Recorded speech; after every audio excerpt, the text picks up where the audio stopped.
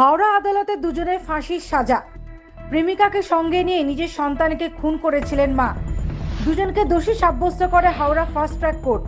আজ দুই অভিযুক্তের ফাঁসির সাজা ঘোষণা করেন বিচারক। 2015 সালের ডিসেম্বর মাসে খুনের ঘটনা ঘটেছিল। ফলকনামা এক্সপ্রেসে ব্যাগের মধ্যে থেকে একটি শিশুর ক্ষতবিক্ষত দেহ উদ্ধার করেছিল হাওড়া জিআরপি। শুরু হয় তদন্ত। জানা যায়, নিজের স্বামীকে ছেড়ে সন্তানকে নিয়ে প্রেমিকের সঙ্গে অন্ধ্রপ্রদেশের গুন্টুর থেকে শ্বশুরবাড়ি ছেড়েছিলেন বাসিন্দা হাসিনা সুলতানা। প্রেমিক ভানু সাহর সঙ্গে চলে গিয়েছিলেন হায়দ্রাবাদ বাঞ্জারা হিলস এলাকায়। সেখানে ঘর ভাড়া নিয়ে থাকছিলেন, কিন্তু পথের কাঁটা হয়ে দাঁড়িয়েছিল নিজের পুত্র সন্তান জিশান। তাই প্রেমিকের সহযোগিতায় জিশানকে তাকে খুন করে ট্রাভেল ব্যাগে ভরে সেকেন্দ্রাবাদ স্টেশনে গিয়ে ফলকনামা এক্সপ্রেসের সিটের নিচে রেখে আসে দেহ। এদিকে মেয়ে আর নাতি খোঁজ না পেয়ে সুলতানার বাড়ির লোকজন তাদের ছবি নিয়ে থানায় নিখোঁজ ডায়েরি করেছিল। হাওড়া স্টেশনে জিশানের দেহ পাবার পর সেই ছবি মিলিয়েই তদন্তে অগ্রগতি হয়। হাওড়া জিআরপি সুলতানা ও তার প্রেমিক ভানুকে অন্ধ্রপ্রদেশ থেকে গ্রেফতার করে। এতদিন বিচারাধীন ছিল বিষয়টি।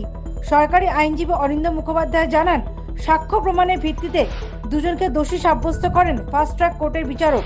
আউট নোটিশ জারি করার পর তখন তার বেসিসে এরা পুলিশ এনকোয়ারি আরম্ভ করে। আর এখানে বাচ্চাটিকে বাঞ্জারা হিসেবে থাকাকালীন ওরা জানুয়ারি মাসে 2016 22শে জানুয়ারি বাচ্চাটিকে প্রথমে ঘুমের ওষুধ খাওয়ায় গুঁড়ো করে, এক পাতা ঘুমের ওষুধ খাওয়ায়, এবং তারপর বাচ্চাটি ঝিমিয়ে পড়লে তখন বাচ্চাটিকে খুন করে ওরা দুজনে মিলে, মানে বাচ্চাটির মা আর ওর লাভার হাসিনা। দুজনকে ফাঁসির সাজা ঘোষণা করেন। আসামি পক্ষের আইনজীবী ফিরোজ সরকার জানান, ফাঁসির নির্দেশকে চ্যালেঞ্জ করে তার উচ্চ আদালতে যাবেন। এভিডেন্সের ওপরে লার্নেড কোর্ট 302কে হোল্ড করে মানে ফাঁসির আদেশ দিয়েছি দুজনকে।